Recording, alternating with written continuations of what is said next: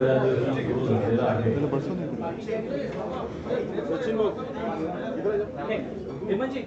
या सगळ्या धर्तीवर कालच विरोधी पक्षांनी सरकारच्या वतीने आयोजित चहापानावर बहिष्कार घातलेला होता आणि याला कारणही अनेक आहेत आणि या सगळ्या कारणांचं आवाज गेला. या सगळ्या हॅलो हॅलो हॅलो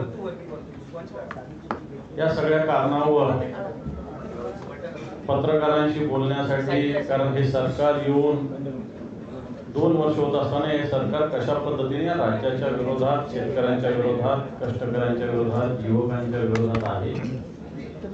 भ्रष्टाचारी टक्केवारीचं हे सरकार आहे.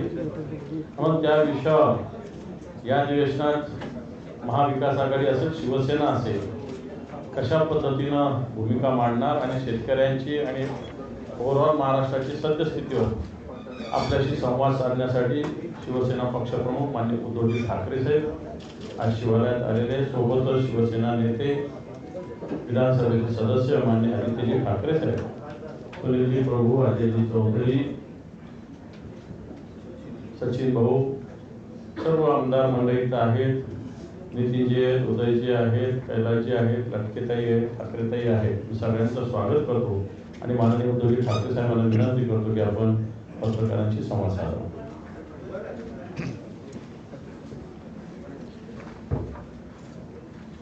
या सरकारचं निरोप घेण्याचं अधिवेशन आजपासून सुरू झालेलं आहे. संपूर्ण महाराष्ट्र या सरकारला बाय बाय सरकार म्हणते, खोके सरकारला बाय बाय म्हणते. साहजिकच आहे की या निरोपाच्या अधिवेशनात सरकारकडनं काही घोषणा होण्याची शक्यता आहे. उद्याच कदाचित त्याबद्दल काही घोषणा होतील. साधारणतः प्रथा अशी असते की दरवर्षी केंद्रात आणि प्रत्येक राज्यात अर्थसंकल्प मांडला जातो, सादर केला जातो आणि त्या अर्थसंकल्पाच्या अनुषंगाने ज्या योजना अथवा घोषणा त्याच्यामध्ये समाविष्ट केलेल्या असतात त्याच्यासाठी आर्थिक तरतूद केली जाते. अर्थसंकल्प एका बाजूला जो काही घोषणांचा पाऊस पडेल हा गाजर संकल्प असणार आहे, कारण निधी खर्चच होणार नाही. घोषणा आजपर्यंत खूप झाल्या. घोषणांचा पाऊस आणि अंमलबजावणीचा दुष्काळ हे यापूर्वीसुद्धा मी म्हटलेलं आहे. मात्र जर या सरकारला जरा जरी संवेदना असतील तर त्या घोषणा आपण आत्तापर्यंत गेल्या 2 वर्षात जेवढ्या केल्या त्याची पूर्तता किती झाली एवढं जरी त्यांनी खरेपणाने उद्या नीट सांगितलं तर मी म्हणेन खूप झालं. हे सरकार, याला आता काय सरकार म्हणायचं, कारण खोके सरकार तर म्हणतातच, महायुती सरकार म्हणतात, पण एकूणच जर बघितलं तर केंद्र आणि राज्य हे त्यांच्याच भाषेत डबल इंजिन सरकार आपण किंवा ते म्हणत असतील तर ही दोन्ही सरकारं महागळती सरकार आहेत. हे लिकेज सरकार आहे, कारण राम मंदिराच्या गाभाऱ्यातसुद्धा लिकेज झालेलं आहे, पेपर फुटी झालेली आहे, म्हणजे पेपरसुद्धा लीक होत आहेत, मंदिरसुद्धा लीक होत आहे आणि ह्यांना लाज लज्जा शरम काही नाही आहे. आम्ही काही प्रश्न विचारले किंवा विषय त्यांच्यासमोर मांडले तर ते उलट्या आमच्यावरती आरोप करतात. ठीक आहे, त्याच्यावरती या संपूर्ण अधिवेशन काळामध्ये आमच्याकडनं काही प्रश्न उपस्थित केले जातीलच, जीवाभावाचे प्रश्न महाराष्ट्राच्या जनतेचे उपस्थित केले जातील. मात्र एकूण आत्ताची जी काही परिस्थिती आहे आपल्याच माध्यमातून आम्हालाही कळते, संपूर्ण राज्याला कळते आणि राज्यातले शेतकरी ही परिस्थिती प्रत्यक्ष भोगत आहेत.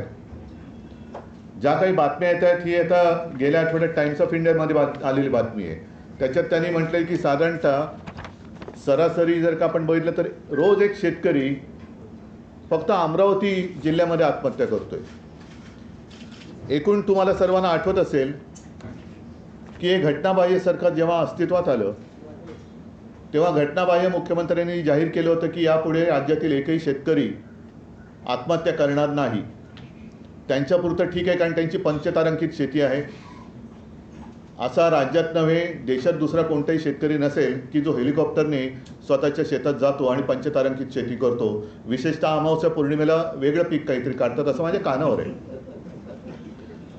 मात्र शेतकऱ्याची हालत गंभीर आहे. आज सुद्धा अजूनही पावसाने ओढ दिलेली आहे. पाऊस म्हणावा तसा सुरू झालेला नाही आहे. महाराष्ट्रात अनेक तालुक्यांमध्ये अनेक गावात आज सुद्धा टँकरने पाणी पुरवठा करावा लागतोय. त्याबद्दल याला कुठेही संवेदना नाही. एकूण जर का पाहिलं तर ताई म्हणजे जवळपास 6,500 आत्महत्या ह्या गेल्या 2-1 वर्षात झालेल्या आहेत. म्हणजे पुन्हा ढोबळमानाने पाहिलं तर साधारणतः रोज 9 शेतकरी आपलं आयुष्य संपवत आहेत. विदर्भातील शेतकरी असो, मराठवाड्यातील शेतकरी असो, यांचा वाली कोणी राहिलेला नाही आहे. जर का आपण बघितलं तर यांनी ज्या काही घोषणा केल्या, मी मुद्दामून आकडेवारीच घेऊन आलेलो आहे. साधारणतः 10,022 कोटीची नुकसान भरपाई देणं बाकी. यानी किती जरी आवडला तरी जमिनीवरची परिस्थिती अशी आहे की हे जाहीर केलेले आकडे नुसते कागदावर आहेत. प्रत्यक्ष शेतकऱ्याच्या हातात किंवा त्याच्या खात्यात अजूनही पैसे येणं बाकी आहे. साधारणतः गेल्या 1 जानेवारीपासून आत्तापर्यंत 1046 शेतकऱ्यांनी आत्महत्या केलेल्या आहेत. ही एकूण जर का परिस्थिती पाहिली, पीक विम्याचे पैसे नीट मिळत नाही आहेत. आजच मला माहिती मिळाली, नाही ते दुसरं तुम्ही दिलं ना, 1 रुपयात पीक विमा, नाही ते द्या ना खालचं. हां, 1 रुपयात पीक विम्याची घोषणा केली होती, पण शेतकऱ्याच्या खात्यात केवळ 70 रुपये काही ठिकाणी जमा झालेले आहेत. अशी म्हणजे सगळे चित्रविचित्र ह्या गोष्टी चाललेल्या आहेत. म्हणून मला आमची मुख्य मागणी उद्याच्या अधिवेशनात ही राहणार आहे की तुमचं आता डबल इंजिन सरकार आलेलं आहे. त्यांच्या सुदैवाने शेपटावरती निभावलं आणि कसेबसं NDAचं सरकार हे दुर्दैवाने आपल्या देशात परत आलेलं आहे. त्यांच्या लेखी असलेली महाशक्ती पुन्हा एकदा तिकडे विराजमान झालेली आहे. तर या डबल इंजिन सरकारने ज्याप्रमाणे मी मुख्यमंत्री झाल्यावरती नागपूरच्या माझ्या पहिल्याच अधिवेशनात कोणीही न मागता मी 2 लाखापर्यंतची रक्कम पीक कर्जाची ती मी माफ केली होती, मुक्त केलं होतं. तसं आमची आज जाहीर मागणी आहे की एकूण या तुमच्या थापा आता खूप झाल्या, नुसत्या घोषणासुद्धा आता खूप झाल्या. अजूनही 3-3.5 महिने निवडणुकांना आहे. तर तात्काळ शेतकऱ्यांची कर्जमुक्ती जाहीर करून निवडणुकीच्या आत तुम्ही ती अंमलबजावणी करा. कारण नाहीतर आपल्याला हेही माहिती आहे, आम्ही ज्या वेळेला देवेंद्र फडणवीस यांच्यासोबत सरकारमध्ये होतो त्यावेळेला त्यांनी सुद्धा एक कर्जमुक्तीची घोषणा केली होती, जी अद्याप चालू आहे, पूर्णच झाली नाही. आम्ही जी केली होती ती योजना कर्जमुक्तीची तर पूर्ण केलीच. दुर्दैवाने करोनाचं संकट आलं. त्या काळामुळे 50,000 रुपये प्रोत्साहनपर राशी जे नियमित कर्ज परतफेड करणाऱ्या शेतकऱ्यांना आम्हाला द्यायची होती ती आम्ही देऊ शकलो नव्हतो, कारण यांनी गद्दारी करून सरकार पाडलं. पण तीही रक्कम याने अडवून ठेवलेली आहे. तर नुसत्या घोषणा करू नका. तुम्ही जर अंमलबजावणी करणार असाल तर माझं म्हणणं आहे की पहिली अंमलबजावणी करा आणि मग निवडणुकीला सामोरे जा. कारण आता या सगळ्या गोष्टी होणार. जसं आता आजच एक बातमी आली की एका कंत्राटदाराने शेतकऱ्यावरतीच बंदूक रोखली. पण तक्रार करायची कोणाकडे? कारण मंत्र्यांना इतर कामं बरीच आहेत, त्यांना या गोष्टीकडे लक्ष द्यायला वेळच नाही आहे. आणि असे हे सगळे मंत्रिमंडळात असलेले चेहरे बघितल्यानंतर जनतेचा वाली कोण आहे? जनतेचा वाली कोणी राहिलेलं नाही आहे. आणि म्हणून माझी आणखीन एक मागणी अशी आहे की आता मी असं ऐकलं की ज्याप्रमाणे मध्य प्रदेशमध्ये लाडली बहिणा ही एक योजना आहे, तसं हे सरकार लाडकी बहिणी काहीतरी एक योजना आणते. माझं म्हणणं आहे जरूर आणा, लाडकी बहीण योजना आणा, पण तुम्ही आता मुली आणि मुलांमध्ये भेदभाव करू नका. लाडका भाऊ म्हणून पण आणा, योजना आणा आणि मुलींप्रमाणे मुलांना सुद्धा मदत करा. कारण एकूणच एवढी वाईट परिस्थिती आजपर्यंत महाराष्ट्राच्या नशिबात कधी आली नव्हती. मगाशी अंबरजी आपण एक मुद्दा सत्ताधारी पक्षाच्या लक्षात आणून दिला की सध्या पोलीस भरती सुरू आहे. पोलीस भरतीसाठी 17,500 जागा असताना जवळपास 17 लाखाच्याही वरती तरुणांनी अर्ज केलेले आहेत. अर्ज केले तर केलेत, मात्र त्यांना ज्या काही सोयीसुविधा राहण्यासाठी, कारण गावागावातनं तरुण येत आहेत. माझ्या देशाचं, माझ्या राज्यातल्या कायदा आणि सुव्यवस्थेचं पालन करण्यासाठी म्हणून, माता भगिनींचं रक्षण करण्यासाठी म्हणून जे तरुण पोलिसात भरती होऊ इच्छितात त्यांना सोयीसुविधा पण बऱ्याच ठिकाणी दिल्या गेलेल्या नाही आहेत. अनेक ठिकाणी जसं जोगेश्वरी येथे ब्रिज खाली ही मुलं झोपत आहेत, काही ठिकाणी झाडाखाली झोपत आहेत, कसलीही काही सुविधा नाही आहे. तर मग ह्या सगळ्या गोष्टी जर का बघितल्या तर बेकारी वाढत चाललेली आहे. आणि त्यांना कुठेतरी दिलासा जर देणार असेल तर तुमचं डबल इंजिन सरकार मी पुन्हा पुन्हा म्हणतोय, कारण त्याचे बऱ्याच वाफा तुम्ही आत्तापर्यंत सोडलेल्या आहेत. तर ह्या गळती सरकारने डबल इंजिन त्यांचं जे केंद्रात बसलेले त्यांची मदत घेऊन एकतर माझ्या राज्यातल्या शेतकऱ्यांना कर्जमुक्त केलंच पाहिजे. दुसरी गोष्ट, लाडकी बहीण जर का योजना तुम्ही आणत असाल तिचं आम्ही स्वागत करतो आहोत, पण लाडका भाऊसुद्धा योजना आणा आणि त्यांनासुद्धा जसं तुम्ही माझ्या माता भगिनींना लाभ देणार आहात तसं माझ्या भावांना पण द्या. तुम्ही भेदभाव करू नका, कारण महिला आपल्या आता तो काळ गेला, जुना काळ गेला. आता महिलासुद्धा कर्तृत्ववान झालेल्या आहेत, सक्षम झालेल्या आहेत आणि त्यासुद्धा जसे करता पुरुष असतो तशा अनेक घरात करती महिलासुद्धा असते. तर महिला आणि पुरुषांमध्ये भेदभाव न करता ह्या योजना दोघांसाठी तुम्ही आणा. अशा अनेक काही गोष्टी आहेत. आत्तापर्यंत मुलींच्या मोफत शिक्षणाबद्दल जे काही आश्वासन दिलं होतं चंद्रकांत दादांनी, आज मला चॉकलेट देऊन गेले ते, तशीच ते योजनेचं चॉकलेट त्यांनी दिलं होतं जे पोकळ ठरलं. हे आता योजनेची चॉकलेट देऊ नका, कारण लोकांची सहनशक्ती आता जवळपास संपलेली आहे. कालच्या लोकसभेच्या निकालातून त्यांना जरी कळलं नसेल तरी आम्हाला कळलेलं आहे. जनता आता भोळी राहिलेली नाही आहे की कोणी यावं आणि गाजर दाखवून आपलं काम करून घ्यायचं. तर ह्या गोष्टी आता जुन्या झालेल्या आहेत. तर ही योजना आणणार असाल तर त्याची अंमलबजावणी उद्या जर का काही घोषणा करणार असाल, जर कर्जमुक्ती करणार असाल, लाडका बहीण लाडकी, लाडकी बहीण लाडका भाऊ, हां दुसरं लाडकी बहीण आणि लाडका भाऊ ही योजना आणल्यानंतर कृपा करून त्याची अंमलबजावणी सुधीर मुनगंटीवारांकडे देऊ नका. कारण त्यांचं चंद्रपूरमधलं जे काही एक भयानक हिणकस भाषण होतं ते ऐकल्यानंतर अंगावरती असा शहारा येतो की असे मंत्री आपल्या राज्यात मंत्रिपदावर राहू शकतात. माता भगिनींना शिवीगाळ करणारे मंत्री मंत्रिमंडळात राहू शकतात. माता भगिनींवरती अत्याचार करणाऱ्याचे आरोप ज्यांच्यावर आहेत असे सुद्धा मंत्री राहू शकतात. तर अशा मंत्र्यांकडे त्याची आणि आता 2-3च महिने राहिलेत म्हणा, पण अशा व्यक्तींकडे याची अंमलबजावणीची जबाबदारी देऊ नका. हीच एक माझं सांगणं आहे. दुसऱ्या बऱ्याच गोष्टी आहेत त्या मी तुमच्या प्रश्नाच्या उत्तरामध्ये येतील त्याच्याप्रमाणे सांगेन. उल्लेख केला तुम्ही पेपर गळतीचा उल्लेख केला, पण देवेंद्र फडणवीस असा आरोप केला की उद्धव ठाकरेंचे सरकार असताना त्यांचाच काळ जास्त पेपर फुटले. ते जे नरेटिव्ह हा शब्द आणल्याने तो हाच नरेटिव्ह आहे. एक तर तुम्हाला सगळ्यांना कल्पना आहे की माझ्या काळामध्ये करोना होता. एकाच बाबतीमध्ये जेव्हा आम्हाला पेपर फुटीची शंका आली तेव्हा ते आम्ही ताबडतोब ऑनलाईनचा तो विषय होता, आम्ही रद्द करून परत परीक्षा घेतली होती. पण त्यानंतर परीक्षा कोणत्या झाल्या की ज्याच्यात पेपर फुटले? तर हे खोटं नरेटिव्ह म्हणतात, ते यालाच म्हणतात.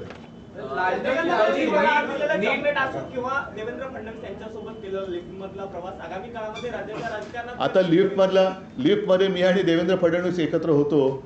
अनेकांना असं वाटलं असेल ते गाणं आहे ना, नाना करते प्यार, म्हणजे त्यांचा पाटोळ्यांशी काही संबंध नाही.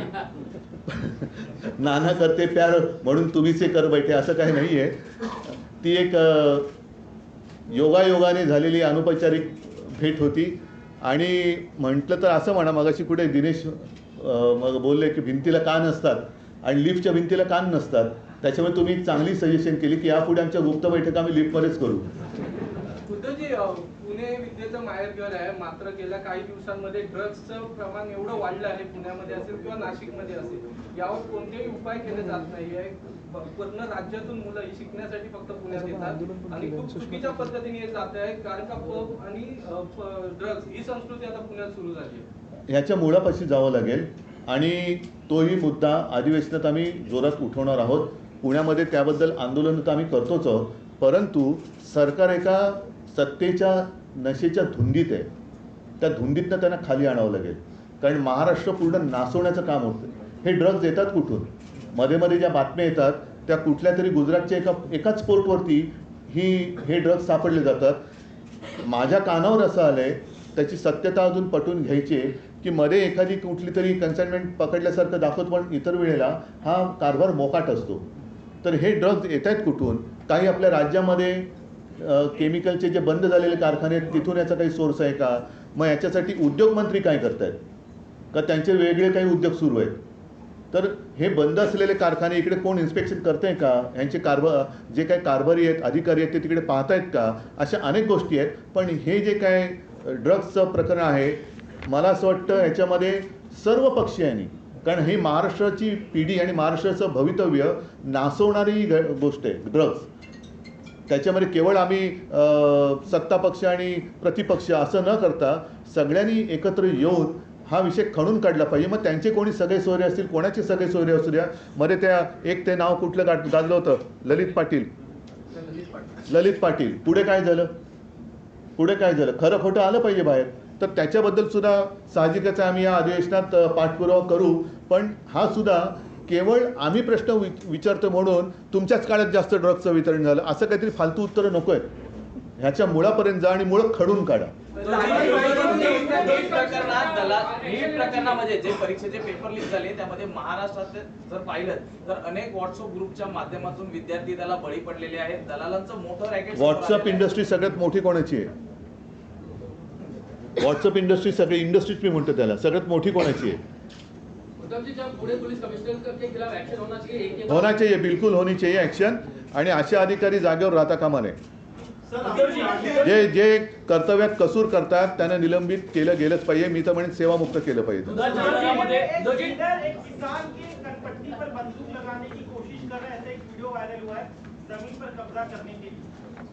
पुणे में ना, वही तो मैंने बात कही. और हमारे जिन्होंने मुझे चॉकलेट दिया आज, शायद आप भी थे, चश्मे दिन गवाह, तो आप भी थे. तो मैं तो यही कहता हूँ कि जिन्होंने दिया, चंद्रकांत दादा पाटिल, उनके पास जब शिकायत की गई तो उन्होंने कहा कि आप ही को कहा कि आपके पास से जानकारी पहले आती है, हमें और सारे काम है. तो और सारे काम, कौन से काम आप कर रहे हैं? मागच्या बजेटमधील कामं अजून सुरुवात देखील झाली नाही, तोपर्यंत नवीन बजेट येतोय. नेमकं चाललंय का या सरकारचं? कारण अजून सुरुवात देखील नाही झाली. हे म्हणून म्हटलं ना, ह्यांची हा गाजर संकल्प आहे. गाजरं दाखवा आणि पुढे चला.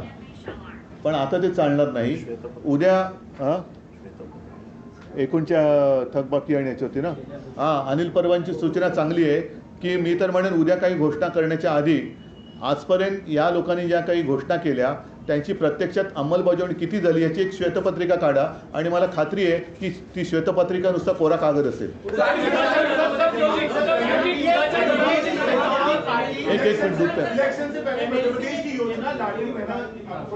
मैंने जैसे कहा कि मध्य प्रदेश में जैसी चल रही है एक योजना लाडली बहना, तो मैं कह रहा हूं कि आप भेद क्यों कर रहे हैं?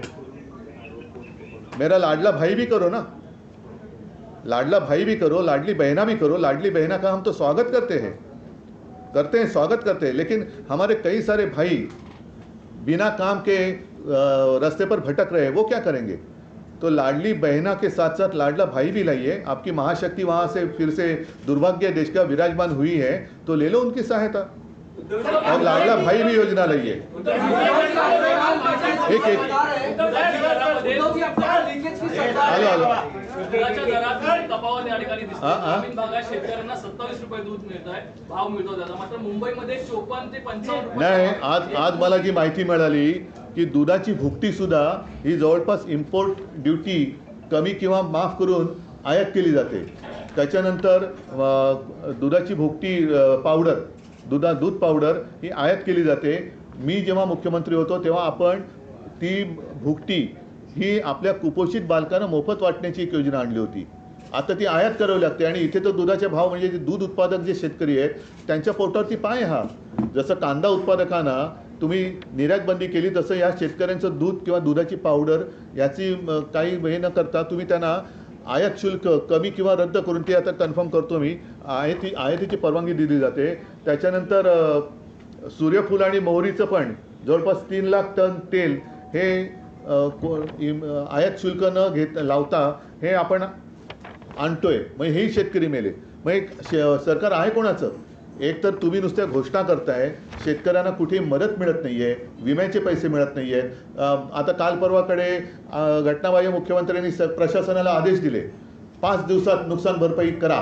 कोण करणार? पैसे देत आहे कोणालाच नाही आहे. उलटं पीक विम्याचं सुद्धा मी सांगितलं ना, ते होतं ना पुढे गेलं कागद, त्याच्यात दलालाचे फोन येतात त्यांना.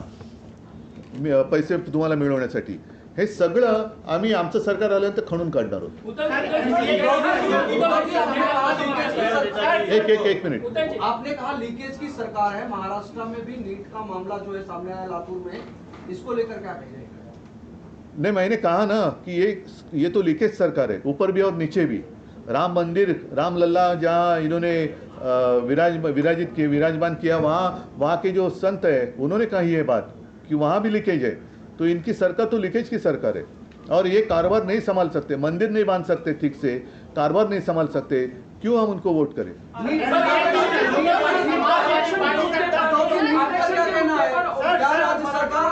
आरक्षण के मुद्दे पर ओबीसी और मराठा आमने सामने है. हमने देखा था कि बिहार में जातीय जनगणना को लेकर उन्होंने पहल की थी. अधिवेशन शुरू है, क्या इस तरह की मांग आप करेंगे? और खासकर तो नहीं, मांग करने से भी ज़्यादा मैं यही कहता हूँ कि पिछले अधिवेशन के कार्यकाल में इन्होंने एक कुछ तो उत्तर लाया था, तो हमने तो उनका समर्थन किया था. तो आज भी मैं चाहता हूँ कि ओबीसी है, मराठा है, जिन्होंने छत्रपति शिवाजी महाराज जी की शपथ ली है, वो इसके ऊपर एक उत्तर निकाले. हम साथ देंगे. सर्वमान्य तोडगा काढावा, आम्ही सोबत आहोत. आरक्षण घरांसाठी मिळावं यासाठी अनिल परबांनी पत्र दिलं, याकडे आपण कसं पाहता? याकडे कसं पाहायचं म्हणजे मिळालंच पाहिजे. मराठी माणसाने रक्त सांडून मिळवलेली मुंबई त्याची हक्काची राजधानी आहे आणि या मुंबईमध्ये हे यांच्याकडे मोठे मोठे बिल्डर आहेत, यांचे पालकमंत्री सुद्धा बिल्डर आहेत. त्यांनी सुरू करावं. लोढा टॉवरमध्ये 50% मराठी माणसांना द्या. कारपोरेशन में आके बैठते हैं आप, तो आपके टावर में दे दो ना 50% मराठी लोग रहेंगे. ते द्या, कारण हे केलं नाही तर आम्ही असताना मराठी भाषा सक्तीची केली ना. दुकान आणि सगळ्यांचे बोर्ड हे मराठीमध्ये केले ना. आता गिरणी कामगारांना सुद्धा घरं देण्यासाठी आम्ही आग्रही होतो, त्याही वेळेला केलं, आजही आमचा आग्रह आहे. पण आमचं सरकार यांनी गद्दारी करून पाडलं नसतं तर आम्ही मराठी माणसाला मुंबईमध्ये 50% घर प्रत्येकाला कंपल्सरी केलंच असतं. आणि या पुढे सरकार आलं होती सुद्धा आम्ही करूच.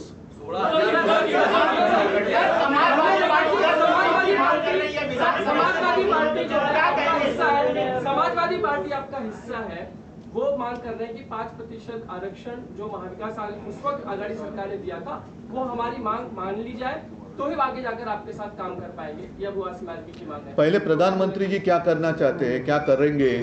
चंद्रबाबू ने जो की है बात, क्या उनका समर्थन मोदी जी कर रहे हैं क्या, नीतीश जी का कर रहे हैं क्या? तो वो ऊपर वाले क्या करते हैं वो देखेंगे. उद्धव जी संजय राऊत असं म्हणतात आहे की आगामी विधानसभा निवडणुकांच्या पार्श्वभूमीवर महाविकास आघाडीने मुख्यमंत्री पदाचा चेहरा जाहीर केला पाहिजे. मुख्यमंत्री पदाचा चेहरा न जाहीर करता सामोरं जाणं हे माझं पहिलं मत असं आहे. प्रश्न व्यक्त घेतो आणि लोकसभेला उद्धव ठाकरे यांनी जे काम केलेलं आहे ते महाराष्ट्राने पाहिलेलं आहे. बरोबर आहे. पहिल्या प्रथम महायुतीमध्ये त्यांच्या अपयशाच्या धन्याचा चेहरा समोर येऊ द्या, कारण ते एकमेकाकडे बोटं दाखवतात. तुमच्यामुळे आम्ही पडलो, त्यांच्यावर तो चेहरा येऊ द्या. आमचा महाविकास आघाडीचा चेहरा योग्य वेळेला आम्ही आणू. आणि आमच्या महाविकास आघाडीचा चेहरा माझा महाराष्ट्र आहे. त्याच्यामुळे पहिलं मला वाटतं आमच्या वर्धापन दिनाच्या भाषणात बोललो, वाजवले ना 12 आता जाऊ द्या ना घरी. तर आता त्यांच्याकडनं अपयशाचा धनी कोण हा चेहरा पहिला नक्की होऊ द्या. आमचा मुख्यमंत्री पदाचा चेहरा आम्ही करू द्या.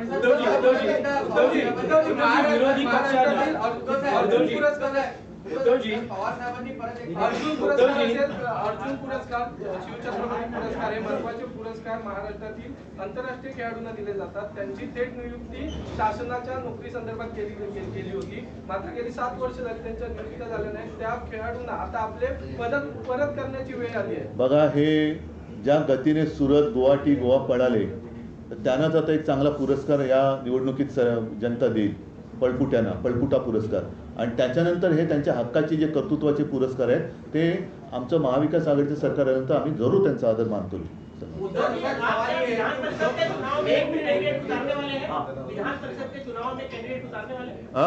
16 मतं आहेत शिवसेनेची. हो, उतरवणार ना, कारण 11 जागा आहेत. आम्ही तिन्ही पक्ष, शिवसेनेचा एक येऊ शकतो, एनसीपीने जर नीट गणित मांडलं तर एनसीपीचा एक शकतो आणि काँग्रेसचा एक येतोय. त्याच्यामुळे तिन्ही पक्ष जर का आपापली मतं, आमची तर ठाम आहेतच आणि वरची कॅल्क्युलेशन ही काही सांगण्याची नसतात. त्याच्यामुळे तिन्ही पक्षांचा एक आमदार येऊ शकतो. जयंत पाटील जर का एनसीपी त्यांच्याकडनं देत असेल तर जयंत पाटील पण निवडून येऊ शकतात. शिवसेनेचं एक येऊ शकतो आणि काँग्रेसचं एक येऊ शकतो. शिवसेनेकडे 16 मतं आहेत, एनसीपीकडे 13 आहेत आणि काँग्रेसकडे 44 आहेत. साधारण 23.5. आता या सगळ्या गोष्टी मी आता उघड करून सांगितल्या तर निवडणूक कशी लढू मी? म्हणून मी सांगितलं की गणित आमचं पक्का आहे. 11 जागांमध्ये एक काँग्रेसचा तर येतोच, एक शिवसेनेचा येतो आणि एक राष्ट्रवादीचा पण येतो. म्हणजे आता बिनविरोध आता आम्ही लढतोय आणि 11ची जेव्हा आम्ही 3 एकेकाची खात्री घेतोय त्यावेळेला साहजिकच आहे त्यांची मतं कशी सांभाळायची त्यांच्यासमोर प्रश्न आहे. कारण सगळे आता या लोकसभा निवडणुकीनंतर हालचाली बऱ्याच सुरू झालेल्या आहेत. चला ठीक आहे, एक थांबून एक मोफत शिक्षणाचा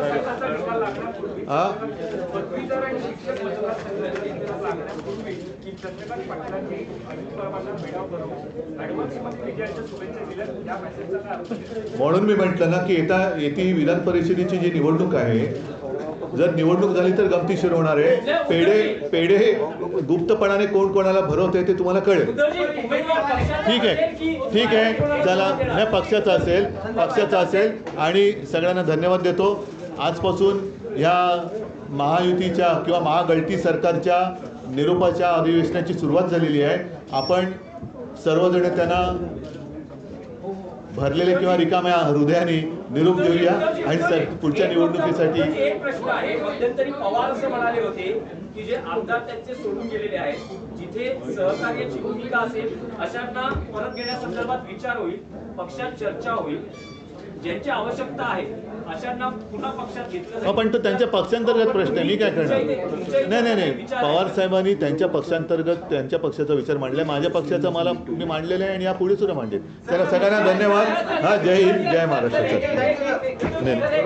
चला थँक्यू. हा, जय महाराष्ट्र. जरा एक आपण जर पालघर जिल्ह्याचे काही प्रवेश आहेत तर आपण थांबलात तर माझी विनंती आहे. 2 मिनिटं प्रवेश होतात. चला बोलवा पुढे. तोपर्यंत आपल्याला अल्पप्रमाणाची व्यवस्था आहे. प्रवेश झाल्यानंतर अल्पप्रमाणाची व्यवस्था आहे. आपण सगळ्यांनी हे सगळे माईक काढा ना, माईक डिस्कनेक्ट करा ना.